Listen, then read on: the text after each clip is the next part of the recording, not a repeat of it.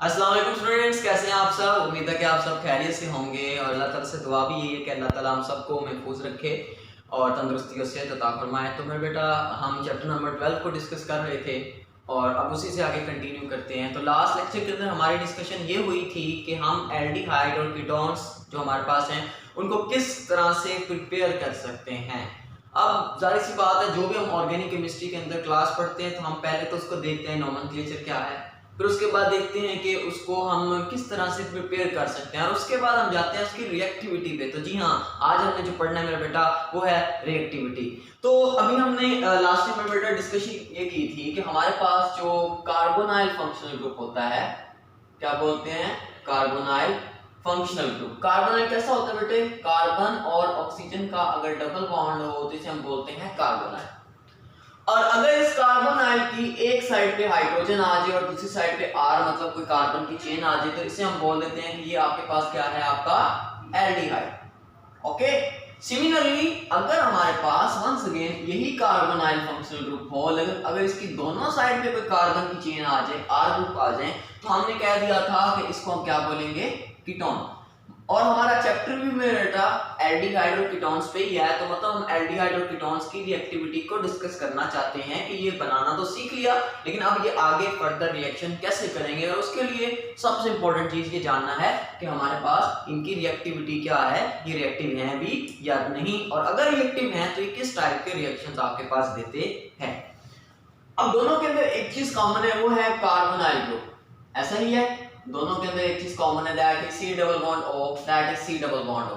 तो बेसिकली हमने एल्डिहाइड और कीटोन्स की अगर रिएक्टिविटी डिस्कस करनी है तो हमें रिएक्टिविटी किसकी डिस्कस करनी है, कार्बोनाइल ग्रुप की, क्योंकि कार्बोनाइल ग्रुप ही है जो इनके अंदर फंक्शनल ग्रुप है मेन, और जो डिसाइड करता है कि ये किस तरह से रिएक्शन करेंगे। तो एल्डिहाइड कीटोन्स की अगर मेरे बेटा आप रिएक्टिविटी को डिस्कस करना चाहते हैं तो what we have to discuss, we have to discuss the reactivity of a carbonyl functional group. और यही मेरा बेटा आज का हमारा टॉपिक है, क्या है, रिएक्टिविटी ऑफ कार्बोनाइल ग्रुप या कार्बोनाइल फंक्शनल ग्रुप। तो जैसे मर्जी लिख लें, एक ही बात है। चलें जी, अब मेरा बेटा सीखते हैं कार्बोनाइल फंक्शनल ग्रुप है कैसा। तो चलो ड्रा करते हैं, जरा देखो, कार्बन डबल बॉन्ड ऑक्सीजन, ये है आपका प्यारा सा कार्बोनाइल फंक्शनल ग्रुप। अब इस कार्बोनाइल फंक्शनल ग्रुप में मेरा बेटा अगर आप देखें कार्बन और ऑक्सीजन के दरमियान कौन सा बॉन्ड प्रेजेंट है जी, डबल बॉन्ड। ये देखें डबल बॉन्ड के अंदर मतलब एक है सिग्मा बॉन्ड और दूसरा बॉन्ड कौन सा मेरा बेटा, पाई बॉन्ड। वेरी गुड, शाबाश। तो ये हो गया पाई बॉन्ड और ये हो गया सिग्मा बॉन्ड, ठीक है ना। अब मेरे बेटा ये देखें, अगर आपने किसी भी चीज की रिएक्टिविटी देखनी होती है तो आप क्या देखते हैं कि उसके अंदर बॉन्ड कैसे हैं, और उसके बाद क्या देखते हैं कि वो पोलर हैं या नॉन पोलर हैं, मतलब हम इलेक्ट्रोनेगेटिविटी का डिफरेंस देखते हैं। तो पहली चीज जरा डिस्कस करते हैं। तो मेरा बेटा पाई बॉन्ड और सिग्मा बॉन्ड, दो बॉन्ड है। अब सिग्मा बॉन्ड तो बड़ा ही आप जानते हैं एक स्ट्रॉन्ग बॉन्ड है, ये तो टूटने वाला नहीं, अंडरस्टैंड। लेकिन ये जो पाई बॉन्ड है, जैसा कि मेरे बेटा आप बड़े अच्छे तरीके से जानते हैं कि ये एक बड़ा ही वीक बॉन्ड है, ठीक है ना, क्योंकि साइड बाय साइड ओवरलैप से बना है। आधी इलेक्ट्रॉन डेंसिटी ऊपर है, आधी इलेक्ट्रॉन डेंसिटी नीचे है, कुछ ऐसे। तो ये एक बड़ा ही आपके पास वीक बॉन्ड है, तो ये आसानी से टूट सकता है। तो कार्बोनाइल अगर रिएक्टिव हैं तो वो किस वजह से होने चाहिए, due to the presence of a pi bond, क्योंकि इनके अंदर पाई बॉन्ड है, ये टूटेगा। और हमें पता है जहां पे भी पाई बॉन्ड होता है वहां पे वो ब्रेक होता है और कोई चीज आके उस कंपाउंड के अंदर ऐड होती है, जैसा कि अल्कीन के अंदर हमने पढ़ा। तो एक तो कार्बोनाइल ग्रुप रिएक्टिव है किस वजह से, क्योंकि उसके अंदर पाई बॉन्ड है, वो वीक है, वो टूट जाएगा, ये रिएक्शन कर जाएंगे, ठीक है, नंबर वन। नंबर टू मेरा बेटा हमारे पास कुछ ऐसा है कि हमारे पास देखिए इसमें कार्बन और ऑक्सीजन है, ठीक है ना। तो कार्बन और ऑक्सीजन की इलेक्ट्रोनेगेटिविटी का डिफरेंस काफी ज्यादा, कार्बन इलेक्ट्रोपॉजिटिव है, उसकी इलेक्ट्रोनेगेटिविटी इतनी ज्यादा नहीं है, 2.5 है, लेकिन ऑक्सीजन की इलेक्ट्रोनेगेटिविटी 3.5 या इससे ज्यादा हो सकती है, ठीक है ना। तो मतलब ऑक्सीजन बहुत ज्यादा इलेक्ट्रोनेगेटिव है, तो ये सारे पाई इलेक्ट्रॉन्स, सारे सिग्मा इलेक्ट्रॉन्स अपनी तरफ अट्रैक्ट करने की एबिलिटी रखता है। तो उसका रिजल्ट क्या निकलता है, उसका रिजल्ट ये निकलता है कि ऑक्सीजन के ऊपर होता है पार्शियल नेगेटिव चार्ज और मेरे बेटा जो आपके पास कार्बन होता है उसके ऊपर होता है पार्शियल पॉजिटिव चार्ज। तो दो बातें हुई अभी तक कि कार्बोनाइल ग्रुप जो है वो रिएक्टिव हैं, क्यों, क्योंकि उनके अंदर एक वीक बॉन्ड है जिसे हम बोलते हैं पाई बॉन्ड, वो टूट जाता है, ये रिएक्शन कर जाते हैं। नंबर 2, हमारे पास ये एक पोलर फंक्शनल ग्रुप है, ये एक पोलर ग्रुप है। मैं अगर इसको आसान लफ्जों में लिख दूं तो ये कौन सा ग्रुप है? एक पोलर ग्रुप है, मतलब इसके अंदर पार्शियल पॉजिटिव और पार्शियल नेगेटिव चार्जेस हैं। तो वो किस वजह से हैं? कार्बन और ऑक्सीजन के दरमियान जो बॉन्ड है उनमें इलेक्ट्रोनेगेटिविटी का डिफरेंस ज्यादा है। सो दैट्स व्हाई भी हमारे पास कार्बोनाइल फंक्शनल ग्रुप जो है वो रिएक्टिव है। रिएक्टिव कोई कब होता है? जब बॉन्ड आसानी से टूट जाए या पोलर हो। पोलर होगा तो पंगे लेगा, या वो किसी पे अटैक करेगा या उस पे किसी का अटैक होगा। तो इस वजह से मेरे बेटा हम कहते हैं कार्बोनाइल ग्रुप जो है वो रिएक्टिव है। अब जरा गौर कीजिएगा, इसके अंदर ऑक्सीजन है और कार्बन है। अब जरा फर्दर डीप इनसाइड देखते हैं कि है क्या। देखो बेटे, जो आपके पास ये जो ऑक्सीजन है ना, देखो इसके ऊपर कौन सा चार्ज है? पार्शियल नेगेटिव, लोन पेयर भी हैं।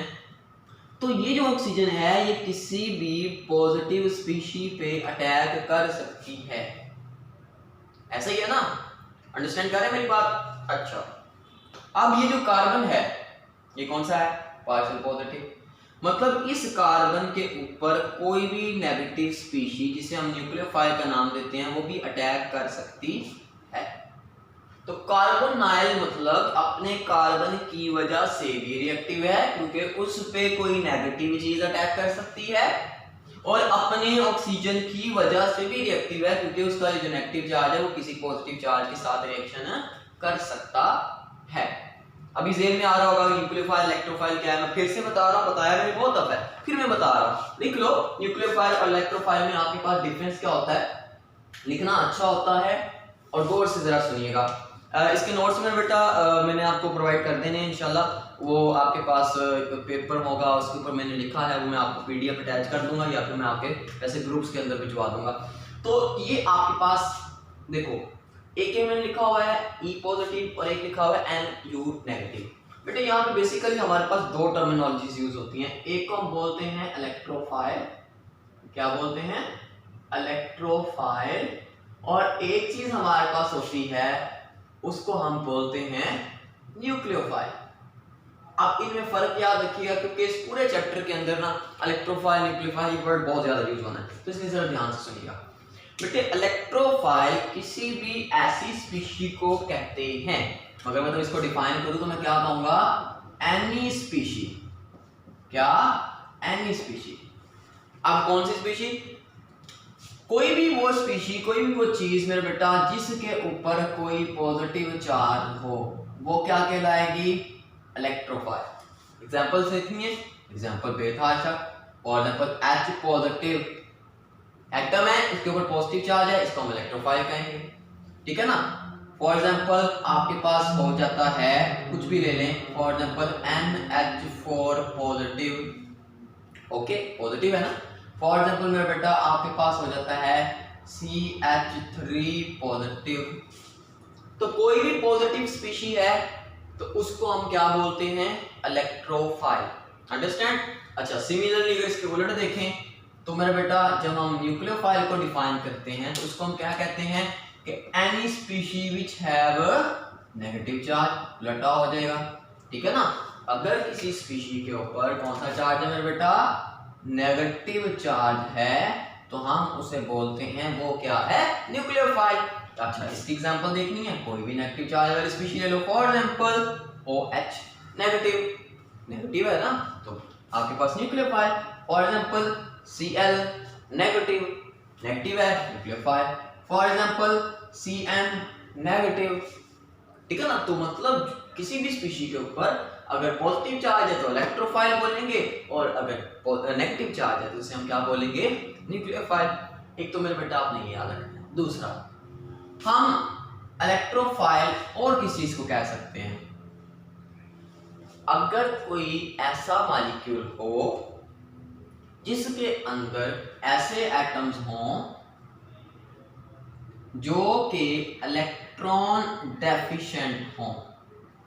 अच्छा, इलेक्ट्रॉन डेफिशिएंट से मुराद ये है कि उनका ऑक्टेट इनकम्प्लीट हो, मतलब उनके अंदर इलेक्ट्रॉन पूरे ना हो। ऑक्टेट मतलब 8 इलेक्ट्रॉन स्टेबल होने के लिए हर एटम को चाहिए, वो ना हो, ठीक है ना? तो अगर इलेक्ट्रॉन डेफिशिएंट एटम्स किसी मॉलिक्यूल के अंदर हो तो फिर भी मेरा बेटा वो क्या कहलाता है, इलेक्ट्रोफाइल। फॉर एग्जांपल आपके पास इलेक्ट्रॉन डेफिशिएंट एटम्स में ज्यादातर जो आता है वो आता है एल्यूमिनियम, ज्यादातर जो आता है वो आता है बोरॉन, ज्यादातर जो अगर आप किसी के अंदर आयरन आ जाए तो वो भी आपके पास न्यूक्लियोफाइल इलेक्ट्रोफाइल होता है, या मेरे बेटा आपके पास सल्फर आ जाए तो फिर ये चार ज्यादातर एटम जो आपके पास होते हैं जो कि इलेक्ट्रॉन डेफिशिएंट होते हैं अक्सर औकात, जरूरी नहीं हो लेकिन अक्सर औकात। फॉर एग्जांपल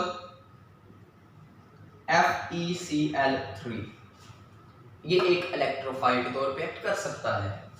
फॉर एग्जांपल आपके पास है BF3, इसमें बोरॉन के इलेक्ट्रॉन कम हैं, ये एज इलेक्ट्रोफाइल एक्ट कर सकता है। फॉर एग्जांपल SO3, ठीक है। फॉर एग्जांपल मेरा बेटा कौन बच गया, एल्यूमिनियम बच गया, AlCl3। तो ये सारी की सारी एग्जांपल है इलेक्ट्रोफाइल की, ठीक है। तो इलेक्ट्रोफाइल ऐसी स्पीशीज जिसके ऊपर पॉजिटिव चार्ज हो या उनके अंदर कोई ऐसा एटम हो जो कि इलेक्ट्रॉन डेफिशिएंट हो। असल में इलेक्ट्रोफाइल मेरा बेटा ऐसी स्पीशीज होती हैं जिनके पास इलेक्ट्रॉन की कमी होती है। अगर इलेक्ट्रॉन डेफिशिएंट एटम है फिर भी इलेक्ट्रॉन की कमी है, ठीक है ना। और अगर उनके ऊपर पॉजिटिव चार्ज है तो पॉजिटिव चार्ज कब बनता है, जब इलेक्ट्रॉन की कमी होती है। तो इलेक्ट्रोफाइल क्या हो गया, आपके पास इलेक्ट्रॉन की कमी वाला। अच्छा, इलेक्ट्रो का मतलब होता है इलेक्ट्रॉन्स और फाइल का मतलब होता है लविंग। इलेक्ट्रोफाइल का जो लफ्जी मतलब है वो है इलेक्ट्रॉन लविंग, क्योंकि इनके पास इलेक्ट्रॉन्स की कमी होती है तो इलेक्ट्रॉन को लव करते हैं, मतलब ये इलेक्ट्रॉन को हासिल करना चाहते हैं। तो मतलब जहां पर मैं वर्ड यूज करूंगा इलेक्ट्रोफाइल, मतलब वहां पे कोई ऐसी स्पीशी होगी जिसके पास इलेक्ट्रॉन की कमी है, तो इसका मतलब है वो किसी नेगेटिव के साथ रिएक्शन करने की एबिलिटी रखती है, ठीक है ना। अंडरस्टैंड कर रहे हैं मेरी बात। अच्छा, अब रह गया बेटा न्यूक्लियोफाइल। न्यूक्लियोफाइल एक तो उस चीज को कहते हैं जिसके ऊपर नेगेटिव चार्ज हो। दूसरा मेरा बेटा न्यूक्लियोफाइल हम किसी ऐसी चीज को भी कह सकते हैं जिसके ऊपर आपके पास लॉन पेयर हो।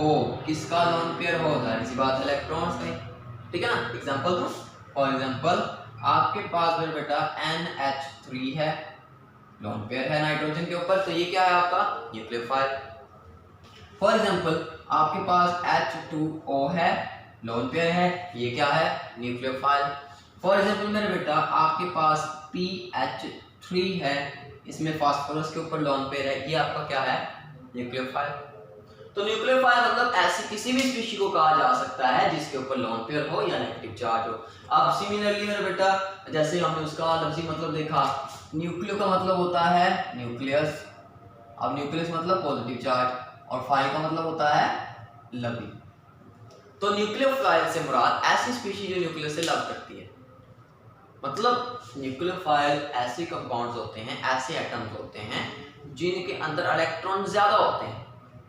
तो इलेक्ट्रॉन ज्यादा, नेगेटिव चार्ज ज्यादा, तो मतलब वो किसी पॉजिटिव से मिलना चाहते हैं, उनको फिर हम बोलते हैं न्यूक्लियोफाइल। अंडरस्टैंड, मतलब जिसके ऊपर पॉजिटिव चार्ज है, इलेक्ट्रॉन की कमी है, वो है इलेक्ट्रोफाइल। जिसके ऊपर नेगेटिव चार्ज है या उसके पास इलेक्ट्रॉन की एक्सेस है, वो क्या है आपका न्यूक्लियोफाइल।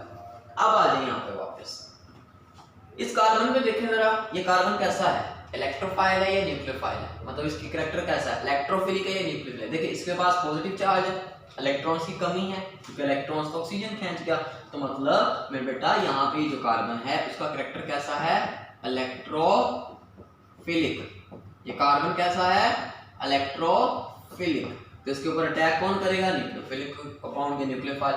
अगर ये पॉजिटिव है तो उसके ऊपर कोई नेगेटिव वाले अटैक करेगा ना, पॉजिटिव वाले को बोलते हैं इलेक्ट्रोफाइल और नेगेटिव वाले को न्यूक्लियोफाइल, ठीक है ना। इस वजह से मैंने इसको न्यूक्लियोफाइल को शो करने के लिए हम वर्ड यूज करते हैं NU, इसका मतलब है न्यूक्लियोफाइल। अंडरस्टैंड। अब सिमिलरली अगर मैं इस ऑक्सीजन को देखता हूं, इस ऑक्सीजन को, तो ये ऑक्सीजन के ऊपर नेगेटिव चार्ज है, तो नेगेटिव चार्ज हो या एक्सेस इलेक्ट्रॉन, उसको क्या बोलते हैं न्यूक्लियोफाइल। तो ये ऑक्सीजन जो है ये यहाँ पे न्यूक्लियोफिलिक है, मतलब ये नेगेटिव है, तो जाहिर सी बात है ये किसी पॉजिटिव के साथ ही मिलेगा जिसे हम इलेक्ट्रोफाइल कहते हैं। तो मतलब रिएक्टिविटी को अगर देखें मेरे बेटा तो ऐसा है कि कार्बोनाइल ग्रुप जो है उसके ऊपर पार्शियल पॉजिटिव और पार्शियल नेगेटिव चार्ज है, इसकी वजह से उसका कार्बन इलेक्ट्रोफिलिक है, ऑक्सीजन न्यूक्लियोफिलिक है, और इसके रिजल्ट में ये इलेक्ट्रोफाइल के साथ भी रिएक्शन कर सकते हैं और किसी नेगेटिव चार्ज स्पीशी मतलब न्यूक्लियोफाइल के साथ भी रिएक्शन कर सकते हैं। तो मतलब it is very reactive. Okay, तो ये मेरे बेटा आपकी रिएक्टिविटी ऑफ कार्बोनाइल जो ग्रुप है ये शॉर्ट क्वेश्चन के तौर पे आता है।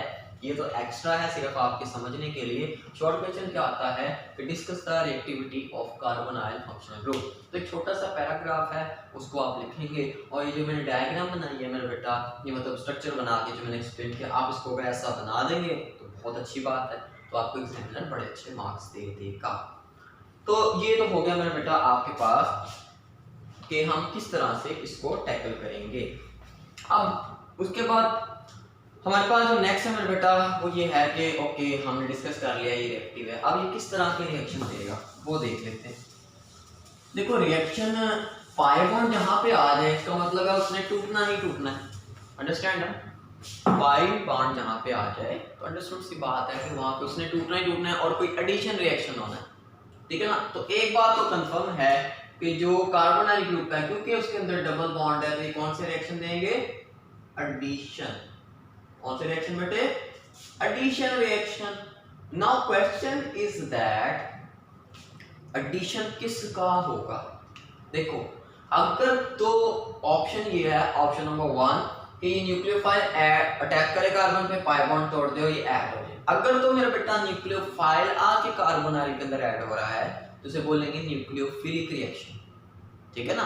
तो मतलब इसी बेस पे हमारे पास एडिशन रिएक्शन की दो टाइप्स हो गई। अगर मैं इसको थोड़ा सा आपको बताना चाहूँ तो क्या होगा, एक टाइप हमारे पास होगी जिसे हम बोलेंगे न्यूक्लियोफिलिक और दूसरी टाइप होगी जिसे हम बोलेंगे इलेक्ट्रोफिलिक, अंडरस्टैंड। अगर तो कार्बोनाइल पे अटैक करने वाला, उसके साथ आके बॉन्ड बनाने वाला, ऐड होने वाला न्यूक्लियोफाइल है तो वो रिएक्शन क्या कहलाएगा, न्यूक्लियोफिलिक एडिशन रिएक्शन। और अगर कार्बोनाइल के साथ अटैच होने वाला, ऐड होने वाला कोई इलेक्ट्रोफाइल होगा तो उसे हम बोलेंगे इलेक्ट्रोफिलिक एडिशन रिएक्शन।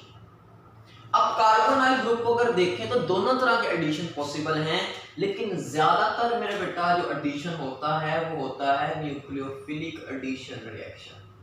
मतलब कार्बोनाइल पे कोई न्यूक्लियोफाइल आके अटैक करता है और उसके रिजल्ट में कोई प्रोडक्ट बनता है। ये भी होते हैं लेकिन ये आपके सिलेबस में शामिल नहीं है, तो अभी हम सिर्फ इसको डिस्कस करते हैं। आप थोड़ा सा इसका जरा इंट्रो कर लेते हैं कि न्यूक्लियोफिलिक एडिशन रिएक्शन होते कैसे हैं। मान लेते हैं मेरे बेटा आपके पास कोई भी कार्बोनाइल कंपाउंड है, C डबल बॉन्ड O, अब यहाँ पे H लगा लें, एल्डिहाइड बना लें या फिर आप कीटोन बना लें, it depends upon you. Carbonyl है, यहाँ पे पार्शियल पॉजिटिव चार्ज है, यहाँ पे पार्शियल नेगेटिव चार्ज है। हमने पढ़ना है न्यूक्लियोफिलिक एडिशन है, मतलब कोई न्यूक्लियोफाइल आएगा, न्यूक्लियोफाइल ऐसी स्पीशीज जिसके ऊपर कौन सा चार्ज है, नेगेटिव, ओके। तो फिर कैसे ये रिएक्शन होगा, रिएक्शन हमेशा ऐसे होगा कि ये न्यूक्लियोफाइल में क्योंकि नेगेटिव चार्ज है तो ये इस पॉजिटिव चार्ज वाली कार्बन पे अटैक करेगा। याद रखिए कि जब मैं अटैक का वर्ड यूज करूं तो मतलब मैं कह रहा हूं कि ये इसके साथ बॉन्ड बनाएगा। अब देखो फर्ज करो थोड़ी देर के लिए कि ये न्यूक्लियोफाइल इस कार्बन के साथ बॉन्ड बना लेता है, तो कार्बन के तो बॉन्ड 5 हो जाएंगे, 4 उसने पहले बनाए हैं, 1 2 3 और ये 4।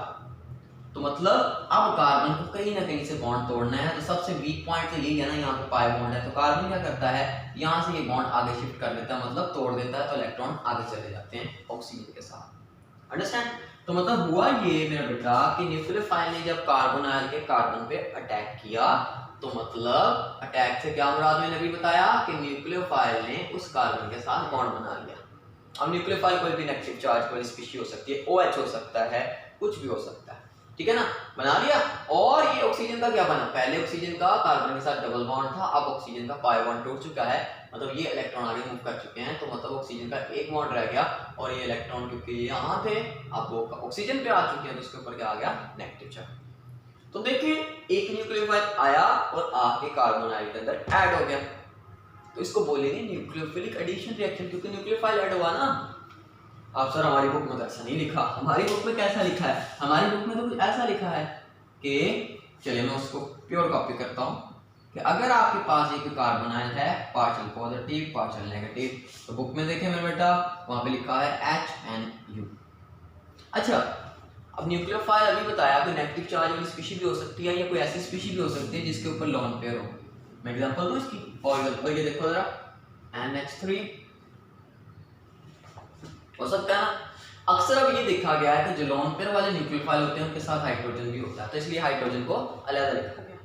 अब होगा क्या, वंस अगेन वही कि लोन पेयर है, फिर इलेक्ट्रॉन्स हैं, तो बेटे होना वही है, किसने जाके कार्बन आयल किस पॉजिटिव वाले कार्बन पे अटैक करना है और ये बॉन्ड आगे मूव कर जाना। तो क्या बनेगा, इसका मतलब है इसने अब बॉन्ड बना लिया है, मतलब ये न्यूक्लियोफाइल और इसके साथ हाइड्रोजन भी है, इसको मैं लिख रहा हूँ, ये जाके अब इस कार्बन पे अटैक किया तो इसने इस कार्बन के साथ क्या बना लिया, बॉन्ड बना लिया, और यहाँ पे क्या आ गया, O नेगेटिव। अब ये हाइड्रोजन तो एक्स्ट्रा आ गया ना, क्योंकि न्यूक्लियोफाइल ने एक ही बॉन्ड बनाना है, तो वो इस वजह से मैं इसको डायरेक्ट लिख देता हूँ कि जैसे ही मेरा बेटा इस न्यूक्लियोफाइल ने इस कार्बन पर अटैक किया, ये ऑक्सीजन पे नेगेटिव चार्ज आया होगा और इस नेगेटिव चार्ज ने यहाँ से इस हाइड्रोजन को अपने साथ अटैच कर लिया होगा, मतलब ये OH नेगेटिव पहले बना होगा, फिर उसने जो न्यूक्लियोफाइल के साथ एक हाइड्रोजन होगा वहां से निकाल के उसको इस फॉर्म में कन्वर्ट कर दिया। ठीक है ना, मतलब न्यूक्लियोफाइल ने कार्बन आयल पे अटैक किया, ये बॉन्ड आगे मूव किया और इस ऑक्सीजन ने इस हाइड्रोजन को अपने साथ अटैच कर दिया, तो ये प्रोडक्ट बन गया। अब ये जो प्रोडक्ट है, इस प्रोडक्ट को हम बोलते हैं एडिशन प्रोडक्ट।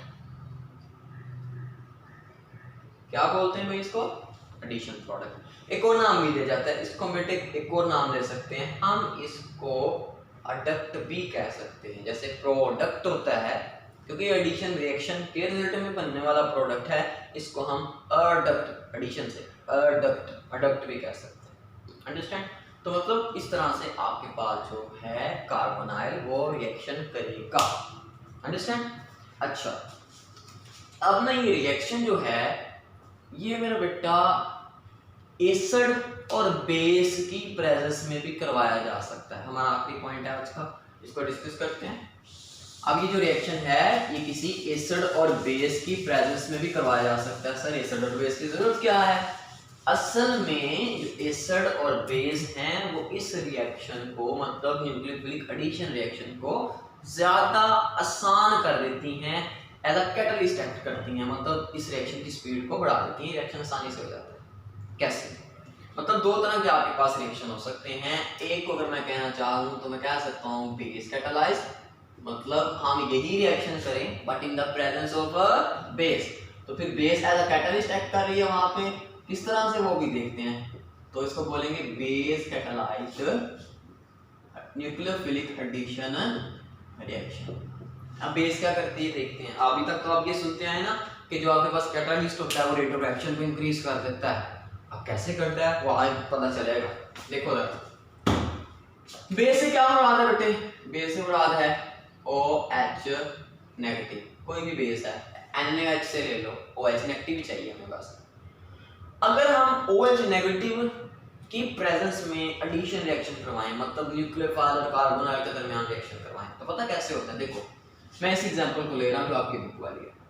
अब न्यूक्लियोफाइल कैसा होता है, न्यूक्लियोफाइल होता है HNU और इसके ऊपर है लोन पेयर। जब हम बेस ऐड करते हैं तो ये OH नेगेटिव इस पहले न्यूक्लियोफाइल के साथ जो भी आपके पास है उसके H को निकाल लेता है और ये इलेक्ट्रॉन आगे मूव कर देता है, तो ये H निकला तो HOH मतलब क्या बन गया, वाटर, और ये क्या निकल आया, न्यूक्लियोफाइल। अब इस न्यूक्लियोफाइल के ऊपर है नेगेटिव चार्ज, मतलब वो न्यूक्लियोफाइल पहले था उसके ऊपर था लोन पेयर, अब उसका एक हाइड्रोजन निकाल लिया और 2 इलेक्ट्रॉन वहां पे एक्स्ट्रा हो गए, तो उस न्यूक्लियोफाइल पे अब लोन पेयर तो था ही, अब उसके ऊपर आ गया नेगेटिव चार्ज। तो मुझे एक बात बताएं, क्या ये लोन पेयर वाला न्यूक्लियोफाइल ज्यादा स्ट्रॉन्ग था या ये वाला जिसके ऊपर नेगेटिव चार्ज भी है, लोन पेयर भी है, बट डेफिनेटली ये वाला।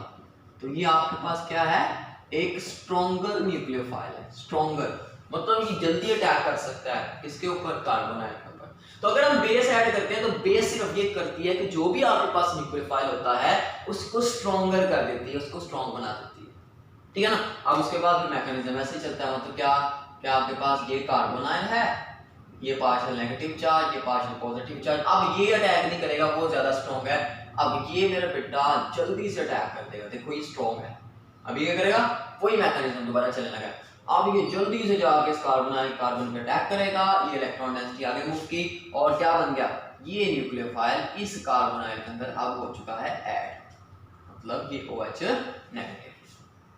ऐसा ही हुआ ना कि न्यूक्लियोफाइल ने कार्बन पे अटैक किया, कार्बन का बॉन्ड बन गया और ये इलेक्ट्रॉन डेंसिटी आगे मूव की ताकि कार्बन के बॉन्ड 4 ही रहें और ऑक्सीजन पे आ गया नेगेटिव चार्ज, ठीक है ना। अब ये जो बना ये क्या करेगा, देखो न्यूक्लियोफाइल कार्बन और ये हो गया ऑक्सीजन। अब ये शुरू में जो वाटर बना था, ये वाटर को दोबारा ले आओ, HOH, partial positive partial negative, universal rule है, नेगेटिव ने पॉजिटिव को अटैक करना है और अपने साथ अटैच करना है। तो ये ऑक्सीजन इस हाइड्रोजन को मेरा बेटा अपने साथ अटैच कर लेती है, अटैक करती है और इस OH को दोबारा से बाहर, मतलब ये OH दोबारा से बाहर आ गया OH एक्टिव की फॉर्म में, और क्या बन गया एंड पे बन गया न्यूक्लियोफाइल ये, और O था पहले, अब हो चुका है ये OH। ये हमारा क्या है, अडक्ट, ये हमारा क्या है, अडक्ट। और देखो जो शुरू में हमने अपना न्यूक्लियोफाइल तेज करने के लिए, स्ट्रॉन्ग करने के लिए जो शुरू में हमने बेस ऐड किया था, वो एंड पे वापस भी आते हैं। तो मतलब जो चीज शुरू में ऐड करें और एंड पे भी वापस आ जाए, तो वो चीज मेरे बेटा हमारे पास क्या होती है, कैटालिस्ट ही तो होती है। तो मतलब यहाँ पे हमारे पास बेस ने एज अ कैटालिस्ट एक्ट किया, तो हमारे पास रेट ऑफ रिएक्शन इंक्रीज हो गया। क्यों, पहले अगर ये अटैक करता तो इसको तो पहले बड़ा मतलब मुश्किल से अटैक करना था, स्लो रिएक्शन होना था, हमने इसी को तेज कर दिया। जाओ भाई, एक बंदे को तीली लगा दी, अब वो तेज तराज हो गया, वो जाके पंगे लेगा, लड़ाइयाँ करेगा और आगे रिएक्शन तेजी से हो जाएगा। अंडरस्टैंड। तो मेरे बेटा एक हो सकता है बेस कैटालाइज रिएक्शन। अंडरस्टैंड। हम इस एसिड को भी यूज करके इस रिएक्शन को तेज कर सकते हैं, और यही हमारा एक आखिरी पॉइंट है आज के लिए। अब एसिड कैसे मतलब इस काम को तेज कर सकता है, इसको भी मेरे बेटा समझते हैं। मतलब अगर मैं इस दूसरी टाइप हो सकती है acid catalyse nucleophilic addition reaction, acid catalysed. अब एसिड कैटालाइज्ड रिएक्शन कैसे हो सकते हैं, देखो मतलब उसमें हम एसिड लेंगे, ठीक है ना। अब याद रखना जो आप बेस लेते हो वो न्यूक्लियोफाइल को तेज करता है, जो एसिड होता है वो आपके पास कार्बोनाइल फंक्शनल ग्रुप को तेज कर देता है। मतलब कैसे, मान लेते हैं आपके पास है ये कार्बोनाइल फंक्शनल ग्रुप आपका, ये partial positive partial negative. Understand.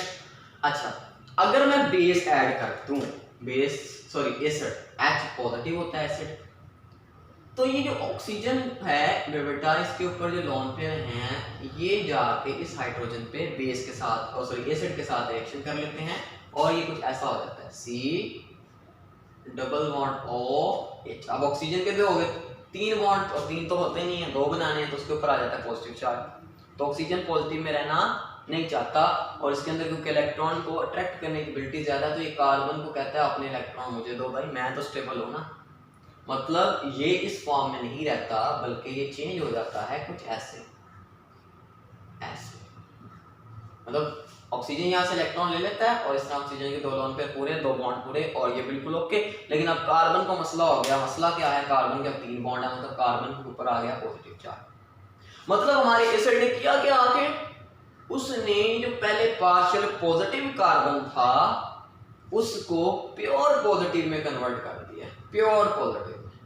अब मुझे एक चीज बताओ, अगर किसी नेगेटिव स्पीशी ने आके अटैक करना हो, न्यूक्लियोफिलिक एडिशन रिएक्शन पा रहे हैं, तो नेगेटिव स्पीशी आएगी ना, ये हो और ये हो, किस पे जल्दी अटैक करेगा, ये तो यहाँ पे पार्शियल पॉजिटिव है, कम पॉजिटिव है, यहाँ पे प्योर पॉजिटिव है, तो इस पे अटैक जल्दी होगा, तेज होगा।